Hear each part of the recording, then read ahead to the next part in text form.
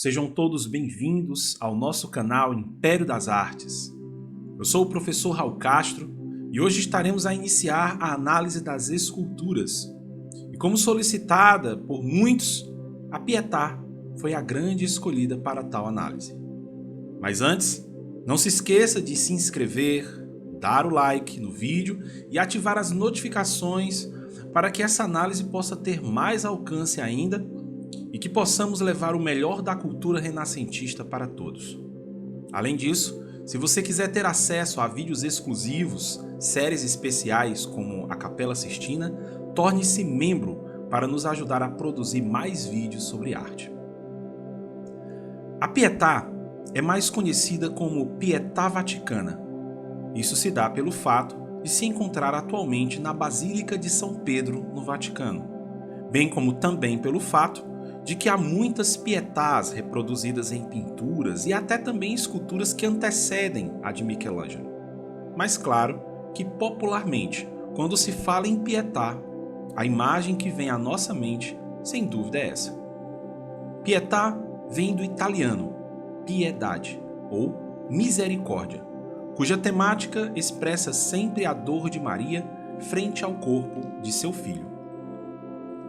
No entanto, para uma obra de tal magnitude e beleza, não poderia ter nascido do desejo apenas do artista, mas também de quem a encomendou. Mas antes disso, cabe aqui uma história bem interessante. Isso porque Michelangelo ainda era muito novo, tinha entre seus 23 e 24 anos, ainda não tinha feito as obras que o imortalizaria como Davi, ou até mesmo seu Moisés, nem pintado a Capela Sistina. Então Michelangelo ainda estava nas sombras dos grandes antes de emitir a sua luz, como Leonardo da Vinci e escultores com fama já consolidada na escultura, como Cristoforo Solari, popularmente conhecido como Il Gobbo. Todavia, Michelangelo era um rapaz prodígio e, claro, já despertava vários talentos sobre o mármore. Seu mecena era nada mais nada menos que Lorenzo del Pier Francesco de Médici. Sim, o mesmo já visto outras vezes aqui no canal como mecenas de Botticelli. Muitos dizem que era um piadista e decidiu pregar uma peça em um amigo cardeal, Raffaele Sanzoni Galeotti Chiaro della Rovere, residente em Roma, mas originário da Ligúria. O cardeal se dizia um grande sábio em peças da antiguidade clássica e admirador da cultura greco-romana. Então, Lorenzo encomendou de Michelangelo uma peça de um cupido adormecido, mas solicitou que a deixasse com cara de antiga e assim pediu que o cardeal a analisasse. E claro, o cardeal a declarou como original. E o pior, Lorenzo a ofereceu para a venda e o cardeal a comprou por um preço absurdamente caro.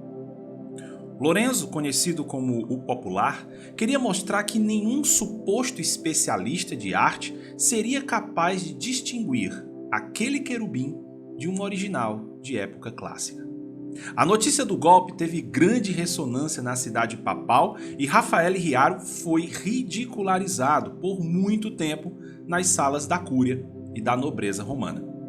O cardeal, enfurecido, enviou a Florença um banqueiro e cavalheiro romano, Jacopo Galli, para descobrir a identidade do escultor do Cupido, e foi assim que Michelangelo foi levado a Roma. Estando diante da presença do cardeal, se desculpou com Raffaele Riaro, alegou não saber da peça pregada por Lorenzo e, claro, o cardeal deu o contragolpe. Ofereceu trabalho para Michelangelo, encomendou uma obra dele e ainda prometeu que lá ele teria Roma a seus pés. Lorenzo foi dispensado por Michelangelo e em Roma, Raffaele Riaro assumiu o mecenato. O cardeal ainda ofereceu oficinas e ajudantes para o que ele precisasse, tudo pago por ele. Além disso, o banqueiro Jacopo Galli tornou-se seu amigo pessoal e tornou-se o seu segundo mecena. Foi então que Michelangelo, a pedido de Raffaele, fez a obra Baco, mas quem a comprou foi Jacopo, e a qualidade da obra impressionou a todos. Isso despertou a atenção de um cardeal francês, que era nada mais, nada menos que o governador de Roma, que agia em nome de Carlos VIII da França. Era, na verdade, Jean Billard de Lagrulat, que em 1497 pediu a Michelangelo para esculpir uma Virgem Maria vestida com um Cristo morto no colo, em tamanho real. A encomenda da Pietà era para colocá-la na capela de Santa Petronila, no Vaticano. Essa igreja pertencia aos reis da França e se localizava ao lado do transepto da antiga Basílica de São Pedro. Daí Michelangelo estava com a oportunidade de mostrar seu grande trabalho, e assim o fizesse garantiria praticamente um terceiro mecenato. A pressão sobre os outros dois mecenas, o cardeal Rafael e o banqueiro Jacopo Galli, aumentaram, pois desagradar Jean não seria bom.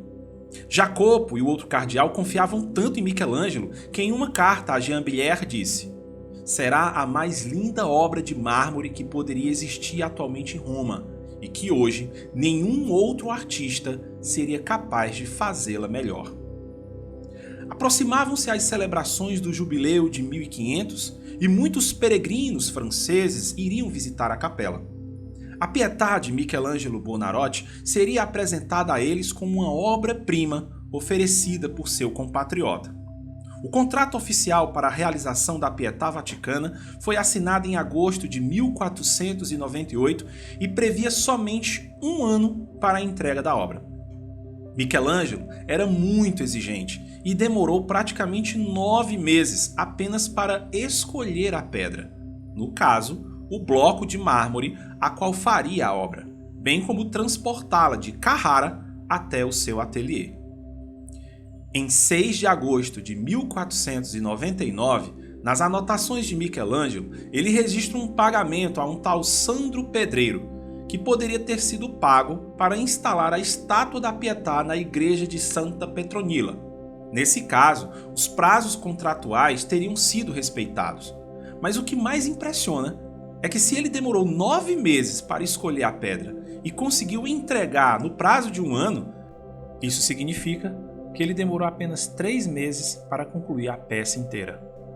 Um outro detalhe é que antes de concluir a peça, o cardeal francês e governador de Roma teria ido visitá-la e se encantou de maneira tão positiva que solicitou que a peça fosse readaptada para o seu túmulo, pois assim faria parte do seu mausoléu.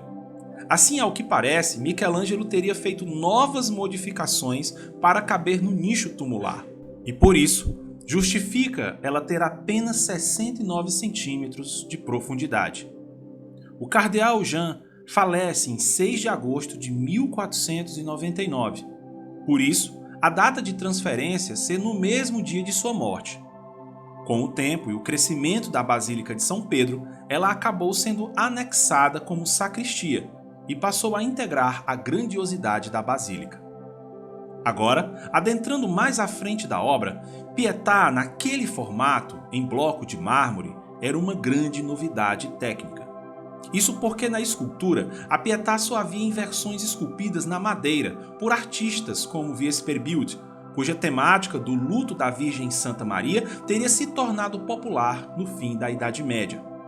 Esse tema em Michelangelo reaparece com uma força arrebatadora e ressignificativa. O que mais chama a atenção em um primeiro olhar é o brilho da Pietà, que segundo os boatos, Michelangelo teria gasto dos 4 meses esculpindo, 1 mês inteiro apenas polindo e envernizando a peça. Tal ação seria em virtude da capela de Santa Petronila ser muito escura, e ele queria que a peça brilhasse, mesmo em meio à escuridão. A Pietà Vaticana de Michelangelo tem 174 centímetros de altura por 195 centímetros de largura. Quanto à questão geométrica, o complexo da escultura tem a forma piramidal. O corpo de Cristo está envolvido na pirâmide por meio de uma curva sinuosa, e isso contrasta com a versão de Vesperbild. Aqui, Cristo é retratado com um corpo rígido, duro, simbolizando a morte em si. O corpo carregando inclusive os maus tratos. Mas Michelangelo aqui redireciona o corpo de Cristo em um novo olhar.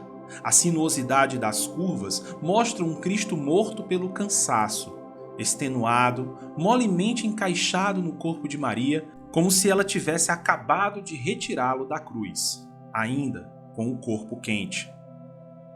A forma como Cristo se encaixa ao abraço de Maria faz um resgate a uma questão de infância. Dizem que a Virgem, na agonia de sua dor, imaginou que estava segurando Cristo como um bebê, mais uma vez em seus braços. E por isso, seu rosto tem mais serenidade do que dor, mais calma do que luto. Pois diante de tanto sofrimento, ela imaginou estar no começo, não no fim, segurando uma criança, não o corpo do filho adulto, mas no fundo é sim o começo da salvação da humanidade. Uma das mãos de Maria indica isso. Ela segura Jesus ao mesmo tempo que oferece ao mundo o sacrifício de seu único filho. A genialidade de Michelangelo permite que ele crie uma composição realista sem que o observador estranhe a proporção entre o tamanho da figura da Virgem e de Cristo. Na verdade, Michelangelo habilmente disfarçou a forma da Virgem numa volumosa roupagem que encobre o fato de seu colo ser tão largo e o de que ela seria muito mais alta do que seu filho se ficasse de pé, por exemplo. Mas no fundo, nada disso importa. O observador é instantaneamente envolvido pela dor evocada pela obra. Apesar de a Pietà ter causado imediatamente uma enorme admiração, houve também acusações de crítica ao aspecto jovial do rosto da Virgem, que parece mais uma adolescente. Essa foi uma escolha consciente de Michelangelo que, conforme especificado por seus biógrafos, era de natureza teológica. A Virgem pura, a Imaculada Conceição, é o símbolo de uma juventude cristalizada, que não pode murchar. O artista remete também aos versos do Paraíso de Dante: Virgem Mãe, filha do seu filho. Ainda em Maria se vê a assinatura de Michelangelo. Foi a única vez que assinou uma obra, com a frase icônica Michelangelos Buonarrotis Florentinus faciebat, que significa o florentino Michelangelo Buonarroti que fez.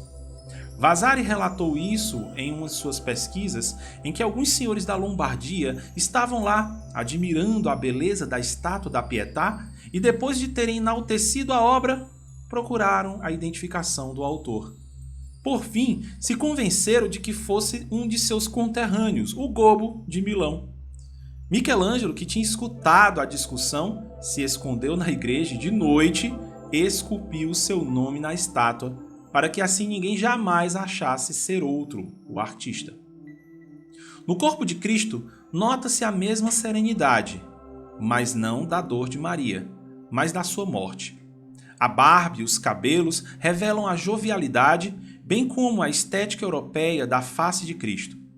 Ainda no corpo se vê a ferida da lança que perpassou seu coração, fazendo a simbologia da chaga do lado, bem como as chagas da crucificação. Afinal de contas, Cristo aqui não representa a morte, mas sim a serenidade da comunhão entre Deus e o homem através da santificação por meio de Cristo. Tanto que o corpo de Cristo, aqui, possui um corpo belo, com os aspectos renascentistas. Ainda vista de cima, a base da pedra simula a pedra do Calvário. Todavia, o que é mais curioso é que Jesus Cristo tem um dente a mais. Michelangelo colocou propositalmente um dente incisivo. Esse dente é apelidado por muitos como o dente do pecado, e em obras de outros artistas do Renascimento é uma prerrogativa de personagens negativos. O Cristo da Pietà, no entanto, deve ter sido dotado porque, com a sua morte, carrega em si todos os pecados do mundo. A obra acumula também em seu currículo um histórico de vandalismo. Em 1972, um geólogo húngaro, tido por muitos com problemas mentais, driblou a vigilância e acertou várias marretadas na cabeça. Arrancou-lhe o braço esquerdo, desfigurou o rosto, chegando a derrubar o nariz e as pálpebras. Houve inclusive um longo debate no Vaticano a respeito do tipo de restauração a ser realizada.